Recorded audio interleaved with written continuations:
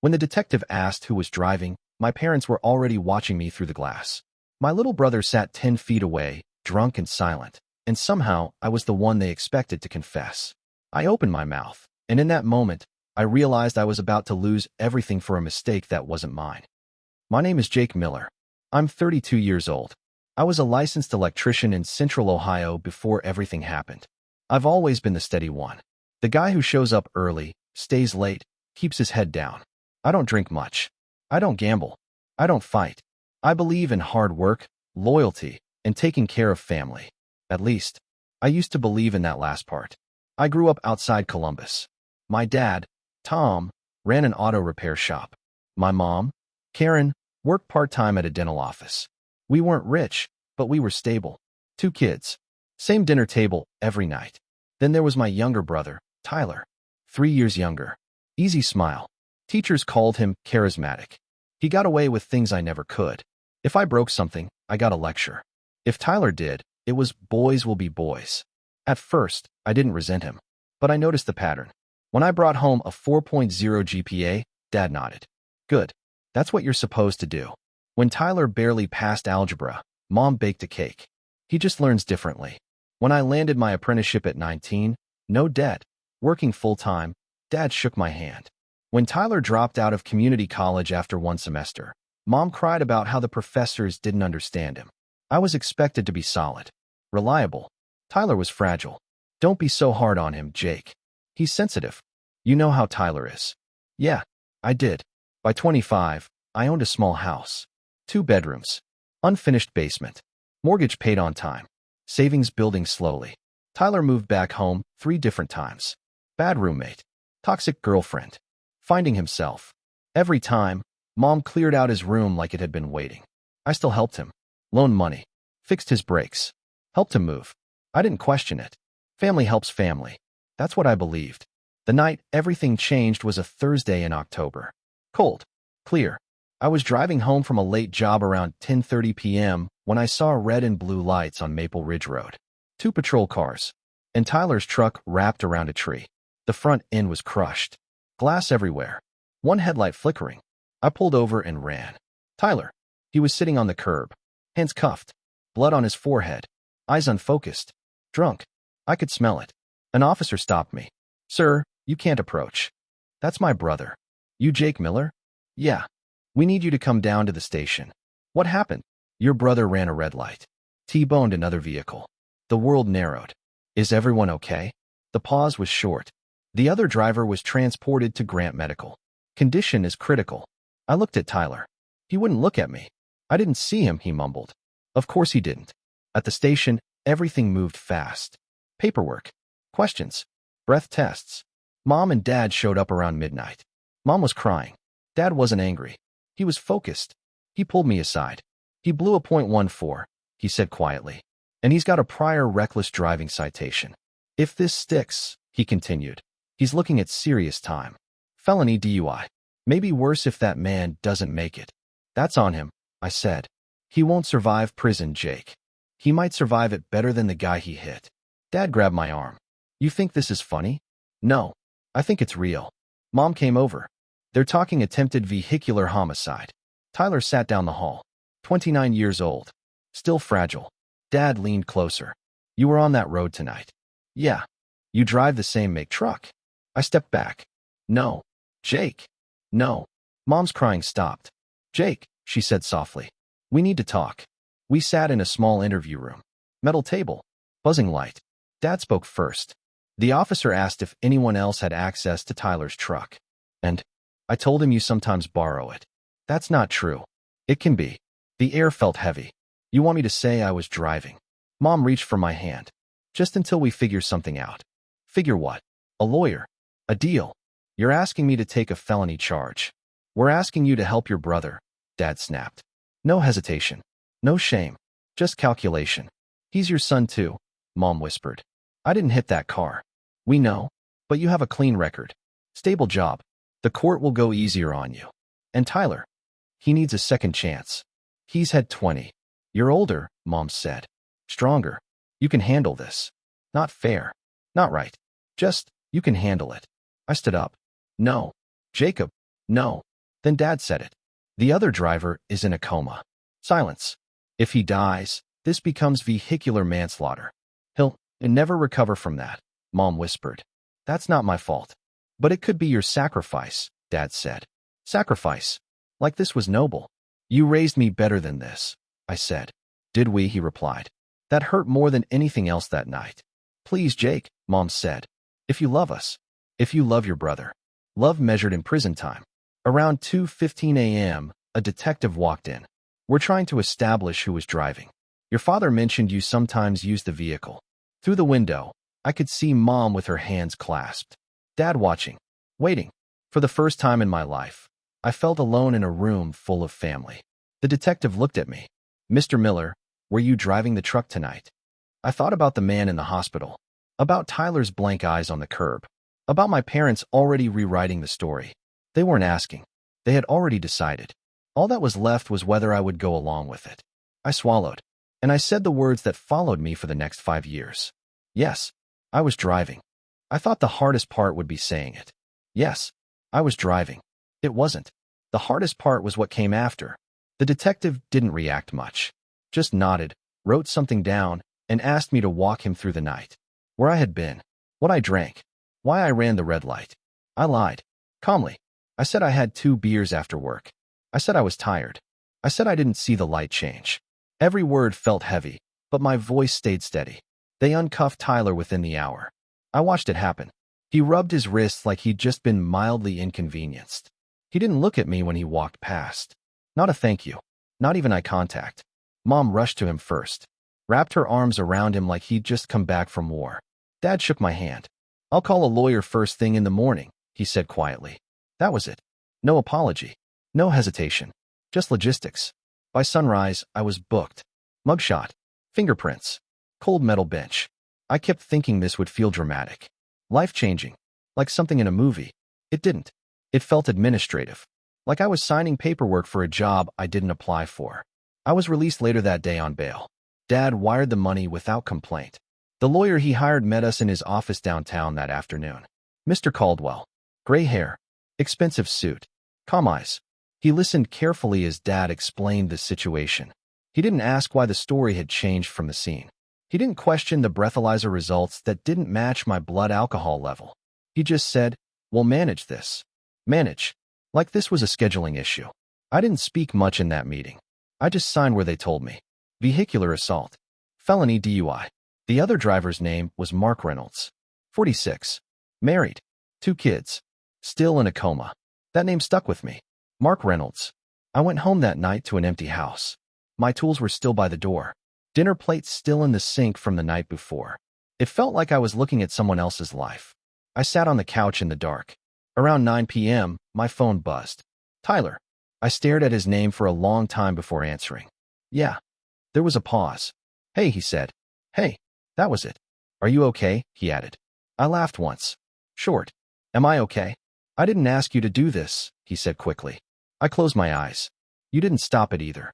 Silence. They said it was the best option. They? Mom and Dad. I waited. Nothing else came. No apology? I asked quietly. He exhaled like I was being unreasonable. I messed up, Jake. I didn't mean for it to go that far. Go that far. Like he'd borrowed my truck and scratched it. You were drunk, I said. I know. You could have killed someone. Another pause. I know. But his voice didn't carry it. Not really. You'll be okay, he added. Dad said first-time offenders don't usually get serious time. I felt something inside me go cold. You don't know that. Caldwell's good. Dad said so. Of course. Dad said so. Good night, Tyler, I said. Jake. I hung up. The weeks before trial felt unreal. I was placed on unpaid leave from work. My boss tried to be supportive at first, but felony charges make insurance companies nervous. They couldn't have someone under indictment handling commercial contracts. I'm sorry, he said in his office. We'll revisit when this clears. When this clears. I nodded and packed my tools from my locker. I drove home slowly. The silence in the truck felt different now. Heavier. Mom called every few days. She talked about Tyler's stress. How he wasn't sleeping. How he felt guilty. She didn't ask how I was. Dad called only about court dates and strategy. Stick to the story, he reminded me. No improvising. like I might ad-lib my way into freedom. One afternoon, I drove past Grant Medical. I don't know why. I just did. I parked across the street and sat there for almost an hour. I imagined Mark Reynolds inside, machines breathing for him, his wife holding his hand, his kids asking when Dad was coming home. And I felt something I hadn't allowed myself to feel yet. Shame. Not because I caused it, but because I let it stand. The preliminary hearing came fast. I wore a suit I'd bought for a cousin's wedding years ago. It felt too tight. Tyler and my parents sat behind me in the courtroom. Tyler looked pale, smaller than usual. Mom clutched tissues. Dad stared straight ahead. When the prosecutor described the crash, it sounded violent. Reckless. Careless. It was. The evidence was presented. Breathalyzer results. Damage photos. Witness statements. Then the prosecutor paused. There is some inconsistency, she said, flipping through papers.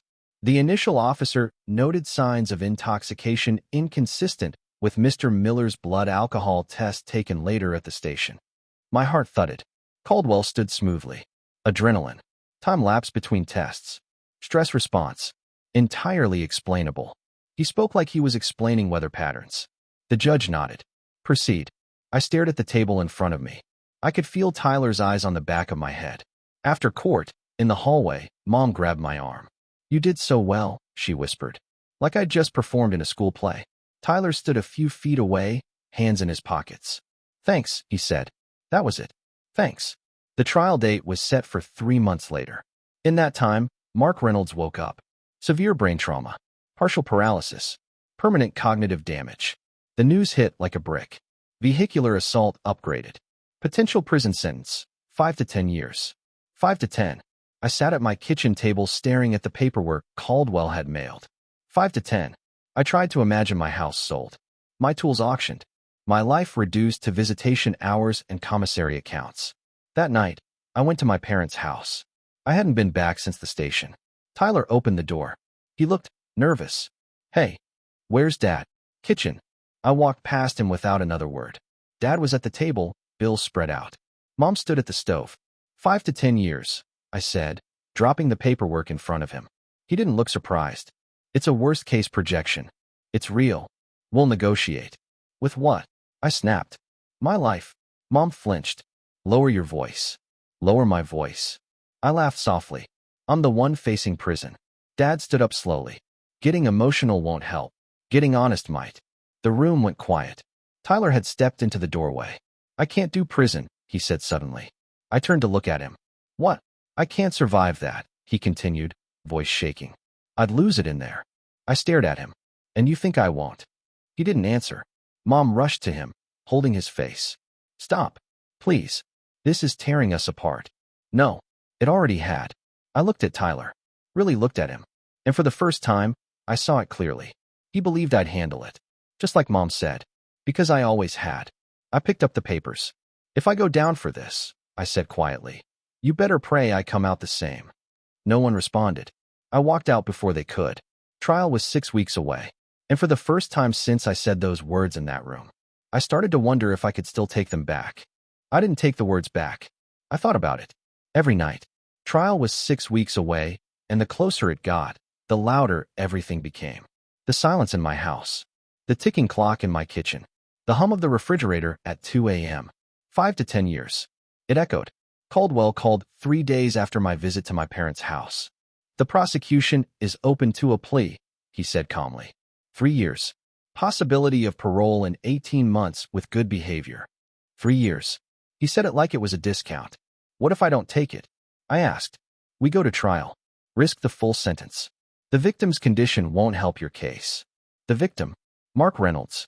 I'd started looking him up online. Construction supervisor. Youth baseball coach. Married 21 years.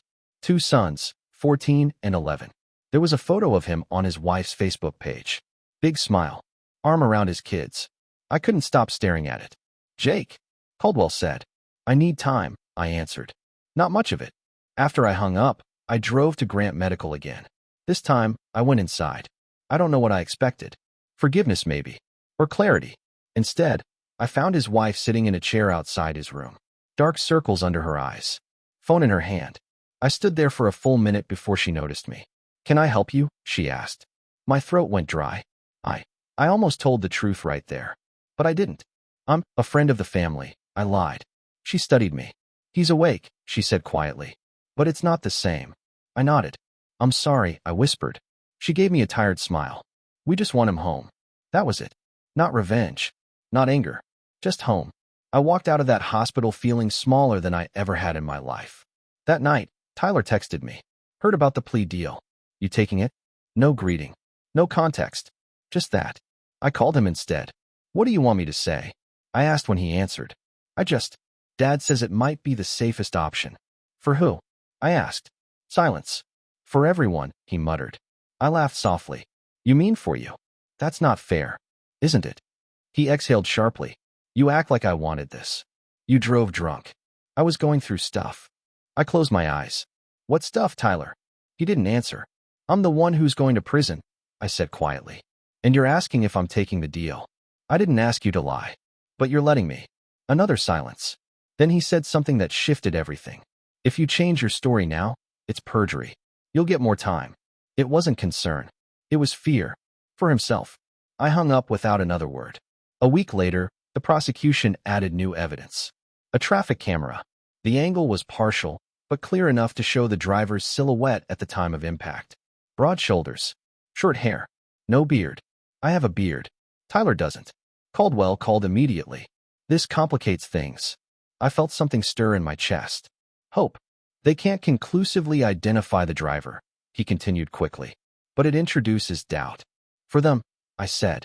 For us too, he corrected. Us. I drove straight to my parents' house again. Dad opened the door this time. We need to talk, I said. He stepped aside. Mom and Tyler were already in the living room. Like they'd been expecting me. I didn't sit down. There's traffic footage, I said. Dad's jaw tightened. We know. You knew? We were informed this morning. And it's inconclusive, Dad replied.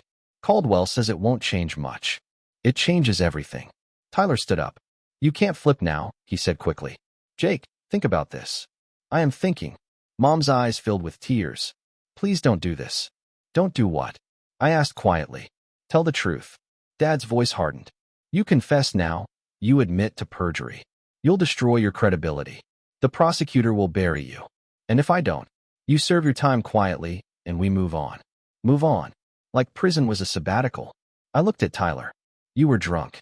He swallowed. Yes. You ran the light. Yes. You hit that man.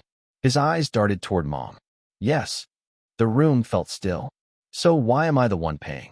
Mom stepped forward. Because you're strong enough to survive it. There it was again. Strong enough. I laughed, but it didn't sound like me. You don't even hear yourselves. Dad crossed his arms. This is done. The story stands. I felt something inside me finally snap into place. Not anger. Not rage. Clarity. You already decided who I am, I said quietly. The responsible one. The one who fixes things. The one who can take it. No one responded. But I'm not your insurance policy anymore. Tyler's face went pale. What are you saying? I looked him in the eye. I'm done protecting you. Mom gasped. You can't mean that. I do. Dad stepped forward. If you ruin this family. I cut him off. You ruined it the second you asked me to lie. The silence that followed felt different. Heavier. Final.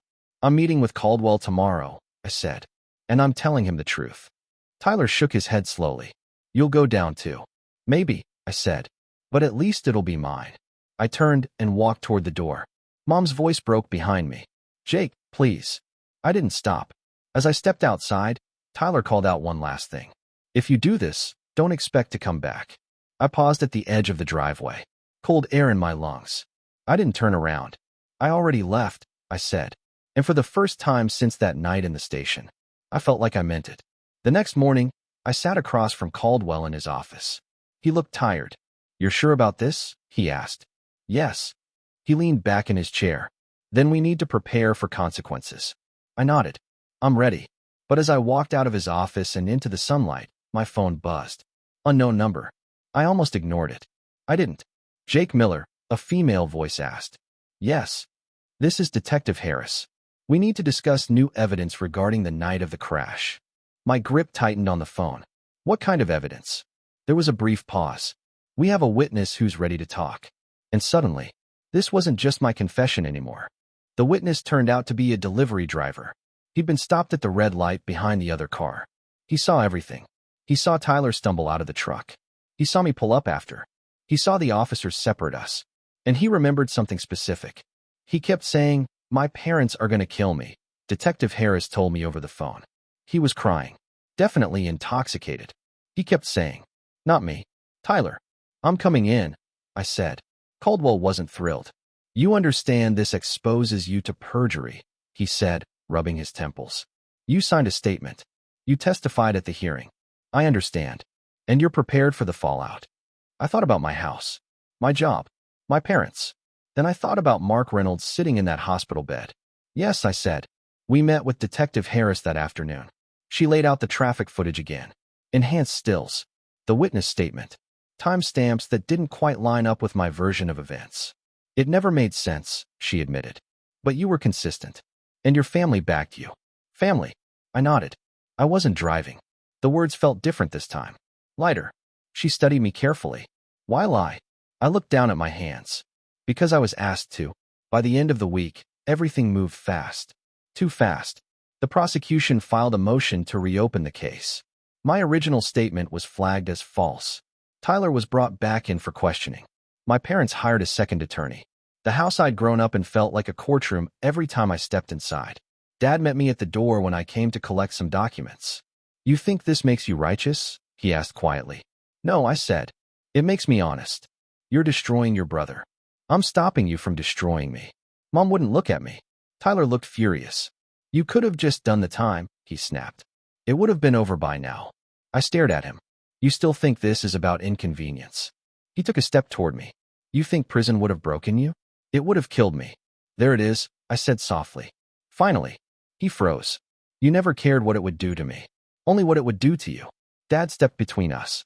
"This is done," he said. "If charges shift to Tyler, we fight it." "Fight what?" I asked. "The truth." No one answered. 2 weeks later, Tyler was officially charged. Felony DUI. Vehicular assault. Reckless endangerment.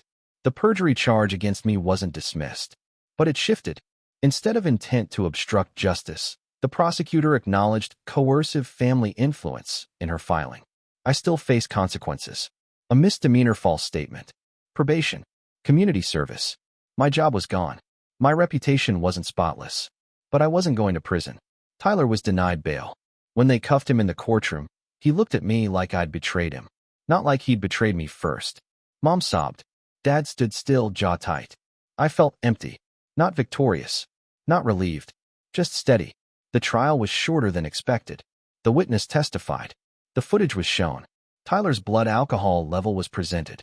His prior reckless driving citation resurfaced. And when Mark Reynolds' wife took the stand and described her husband relearning how to speak, how to walk, how to remember his own son's names, Tyler finally cried. Real tears. But it was too late. The verdict came in 3 hours. Guilty on all major counts. 7 years. I watched him as the judge read the sentence. He looked small, fragile. For the first time in his life, no one could step in front of him. Mom tried to hug me outside the courthouse. I stepped back. "You did this," she whispered. "No," I said calmly. "You did." Dad didn't speak to me at all. Tyler didn't look at me again. The house was sold within months. Legal fees. Medical contributions. Debt. Mom and Dad moved into a small apartment across town. I didn't help. They asked once. Just once. Dad called me 6 months after the sentencing. "We're struggling," he said. No anger. No pride left. Medical bills. Rent. "We thought maybe." He didn't finish. I let the silence stretch. "You chose him," I said quietly. "Every time. This is still your family." I looked around my empty living room. I'd sold my house too. Downsized. Started over. "I was your family," I replied. And I hung up. It's been 3 years since the sentencing. I rebuilt slowly. New job with a smaller company that gave me a chance after probation ended. Rented place. Quiet neighborhood. Simple life. Mark Reynolds walks with a cane now.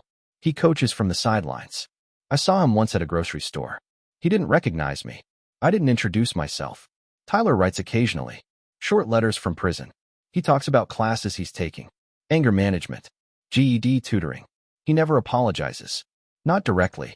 Mom sends Christmas cards. Dad doesn't sign them anymore. Sometimes I wonder if I should feel guilty, if I should have stayed silent, if family loyalty means absorbing the damage. But then I remember that room. Metal table, buzzing light, my parents looking at me like I was insurance. And I remember something else too. The moment I said, I wasn't driving. That was the first honest thing I'd done in months. And it cost me everything. But for the first time in my life, it was mine. 3 years after the sentencing, I thought the story was over. I was wrong. It started with a letter. Not from Tyler. From Mark Reynolds. I almost didn't open it. The return address caught my eye. My stomach tightened the second I saw the name. For a long time, I just held it in my hands. Then I opened it. His handwriting was uneven. Careful. Like each word took effort. Jake, I was told you came forward. I was told you didn't have to. I don't remember the crash. I don't remember the weeks after. But I know what honesty costs. I just wanted you to know I'm grateful. That was it. No anger. No lecture. Just gratitude. I sat at my kitchen table staring at that letter until the sun went down. I had spent years feeling like I ruined everything. Like I detonated my own family. Like I chose pride over loyalty. But that letter shifted something. Not dramatically. Just enough. A week later, Dad showed up at my door. No call. No warning. I opened it and barely recognized him. He'd lost weight. His shoulders looked smaller. His eyes tired. Can I come in? He asked. I stepped aside. He sat at my kitchen table, the same way he used to sit at ours. Hands folded. We're losing the apartment, he said quietly. I didn't respond. Your mother's hours were cut. My health, he stopped. It's not good. I waited. We need help. There it was. Not I'm sorry. Not we were wrong. Just need. You remember that room at the station? I asked. He looked up slowly. The metal table. The buzzing light. He didn't answer. You asked me to trade my life for his. We were desperate, he said. You were choosing. He swallowed. I thought you'd understand. I did, I said. That's why I said yes. The words hung between us. He looked at me like that was the first time he'd actually heard it. I never meant to hurt you, he said quietly. But you did. Silence. Then, for the first time in my life, I saw something in my father that wasn't pride. It was regret. I failed you, he said. It wasn't dramatic. He didn't cry. He just said it. And I believed him. That didn't erase anything. It didn't give me back the job I lost or the nights I didn't sleep or the months I thought I'd rot in a cell. But it was the first honest sentence he'd spoken to me in years. I can't fix this, I said calmly. I can't be your backup plan anymore. He nodded once. I know. He stood up slowly. I shouldn't have asked you to carry him. That one hit harder. Because that's exactly what I'd been doing my whole life. Carrying him. At the door, he hesitated. Tyler gets out in 4 years, he said. He writes about you. I didn't ask what he writes. I hope he learns, I said. Dad gave a small, tired nod. Then he left. I didn't offer money. Not because I wanted revenge, but because help without accountability is just another form of damage. A month later, Mom sent a short text. We're moving in with Aunt Lisa for now. I hope you're well. No guilt. No blame. Just distance. And maybe that was better. I saw Tyler once more before he transferred facilities. I don't know why I went. Maybe closure. Maybe curiosity. He sat across from me in the visitation room. Thinner. Hair shorter. Eyes less restless. For a few seconds, neither of us spoke. You look different, he said finally. So do you. He gave a weak half smile. I hear you're doing okay. I am. He nodded. Guess you always were. That almost made me laugh. You mad at me? He asked. I thought about it. About the crash. About the lies. About the courtroom. I said. For a long time. And now, I'm done being angry. He looked confused by that. I don't hate you, Tyler. I continued. But I'm not carrying you anymore. He stared at the table. I didn't know how to stop you, he said quietly. Stop me from what? Taking the blame. I studied him. You could have spoken up. I know. That was the closest I'd ever get to an apology. When my visitation time ended, he stood up.